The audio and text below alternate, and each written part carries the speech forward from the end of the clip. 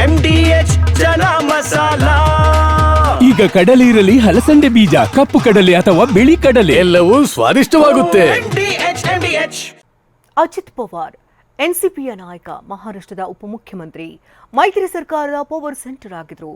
ತಮ್ಮ ನೇರ ನುಡಿಯಿಂದಲೇ ಛಾಪು ಮೂಡಿಸಿದರು. ಇಂತಹ ಮಹಾನಾಯಕ ನಿನ್ನೆ ನಡೆದಂತಹ ವಿಮಾನ ದುರಂತದಲ್ಲಿ ದಾರುಣವಾಗಿ ಅಂತ್ಯ ಕಂಡಿದ್ದಾರೆ.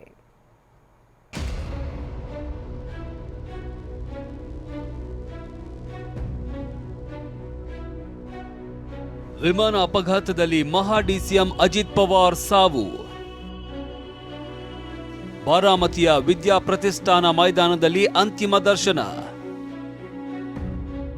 ಬೆಳಗ್ಗೆ 11ಕ್ಕೆ ಅಂತ್ಯಕ್ರಿಯೆ.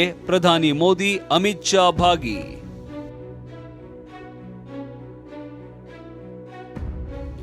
ಮಹಾರಾಷ್ಟ್ರದ ಬಾರಾಮತಿಯಲ್ಲಿ ಡಿಸಿಎಂ ಅಜಿತ್ ಪವಾರ್ ಪ್ರಯಾಣಿಸ್ತಾ ಇದ್ದ ಖಾಸಗಿ ವಿಮಾನ ಪತನವಾಗಿದೆ.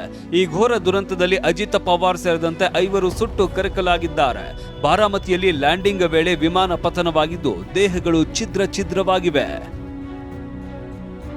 8 ಬಾರಿ ಶಾಸಕ, ಮಹಾರಾಷ್ಟ್ರ ಸರ್ಕಾರದಲ್ಲಿ ಡಿಸಿಎಂ ಆಗಿದ್ದ ಅಜಿತ್ ಪವಾರ್ ಘೋರ ಅಂತ್ಯ ಕಂಡಿದ್ದಾರೆ. ಇವರ ಜೊತೆ ಬಾಡಿಗಾರ್ಡ್ ವಿಂದೀಪ್ ಜಾಧವ್, ಕ್ಯಾಬಿನ್ ಸಿಬ್ಬಂದಿ ಪಿಂಕಿ ಮಾಲಿ, ಪೈಲಟ್ ಸುಮಿತ್, ಶಾಂಭವಿ ಪಾಟೀಲ್ ಸಾವಿಗೀಡಾಗಿದ್ದಾರೆ. ವಾಚ್ನಿಂದ ಅಜಿತ್ ಪವಾರ್ ಮೃತದೇಹವನ್ನ ಪತ್ತೆ ಹಚ್ಚಲಾಗಿದೆ.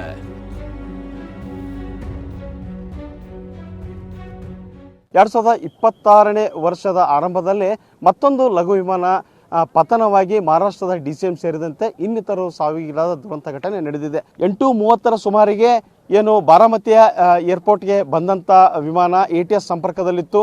ಜೊತೆಗೆ 11 ನಂಬರ್ ರನ್ವೇದಲ್ಲಿ ಇಳಿಯೋಕೆ ಪೈಲಟ್ ಕೂಡ ಎಲ್ಲ ಸೂಚನೆಗಳನ್ನು ಪಾಲನೆ ಮಾಡಿಕೊಂಡು ಇನ್ನೇನು ಲ್ಯಾಂಡಿಂಗ್ ಆಗಬೇಕಾದ್ರೆ ಇಲ್ಲಿ ಆತನಿಗೆ ಏನು ರನ್ವೇ ಸರಿಯಾಗಿ ಗೋಚರ ಆಗಲು ಅನ್ನೋ ಮಾಹಿತಿ ಸಿಕ್ಕಿದೆ.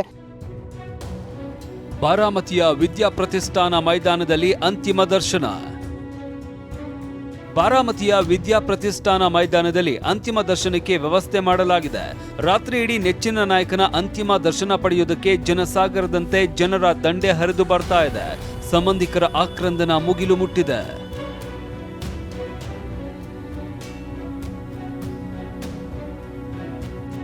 ಬಾರಾಮತಿಯ ವಿದ್ಯಾ ಪ್ರತಿಷ್ಠಾನ ಮೈದಾನದಲ್ಲಿ ಬೆಳಗ್ಗೆ 11 ಗಂಟೆಗೆ ಸಕಲ ಸರ್ಕಾರಿ ಗೌರವಗಳೊಂದಿಗೆ ಅಜಿತ್ ಪವಾರ್ ಅಂತ್ಯಕ್ರಿಯೆ ನಡೆಯಲಿದೆ. ಕೇಂದ್ರ ಗೃಹ ಸಚಿವ ಅಮಿತ್ ಶಾ ಭಾಗಿಯಾಗುವ ಸಾಧ್ಯತೆ ಇದೆ. ಅಜಿತ್ ಪವಾರ್ ಅಗಲಿಕೆಯಿಂದ ಕಂಗಾಲಾಗಿರುವ ಪತ್ನಿ ಸುನೇತ್ರಾ, ಪುತ್ರರಿಗೆ ಮಹಾರಾಷ್ಟ್ರ ಸಿಎಂ ದೇವೇಂದ್ರ ಫಡ್ನವೀಸ್, ಡಿಸಿಎಂ ಏಕನಾಥ್ ಶಿಂಧೆ ಧೈರ್ಯ ಹೇಳಿದ್ದಾರೆ. ಇನ್ನು ಪ್ರಧಾನಿ ಮೋದಿ ಸಂತಾಪ ಸೂಚಿಸಿದ್ದು, ಅಜಿತ್ ಪವಾರ್ ಕುಟುಂಬಕ್ಕೆ ದೇವರು ದುಃಖ ಭರಿಸುವ ಶಕ್ತಿ ನೀಡಲಿ ಅಂತ ಟ್ವೀಟ್ ಮಾಡಿದ್ದಾರೆ. ಅಜಿತ್ ಪವಾರ್ ಜನಸೇವೆ ಮಾಡುವ ಕಠಿಣ ಪರಿಶ್ರಮಿ. ಬಡವರ ಸಬಲೀಕರಣದಲ್ಲಿ ಅವರ ಉತ್ಸಾಹ ಗಮನಾರ್ಹವಾದದ್ದು. ಭೀಕರ ವಿಮಾನ ಅಪಘಾತದಿಂದ ದುಃಖಿತನಾಗಿದ್ದೇನೆ. ಅಜಿತ್ ಪವಾರ್ ಅಕಾಲಿಕ ನಿಧನ ತುಂಬಾ ಆಘಾತಕಾರಿ.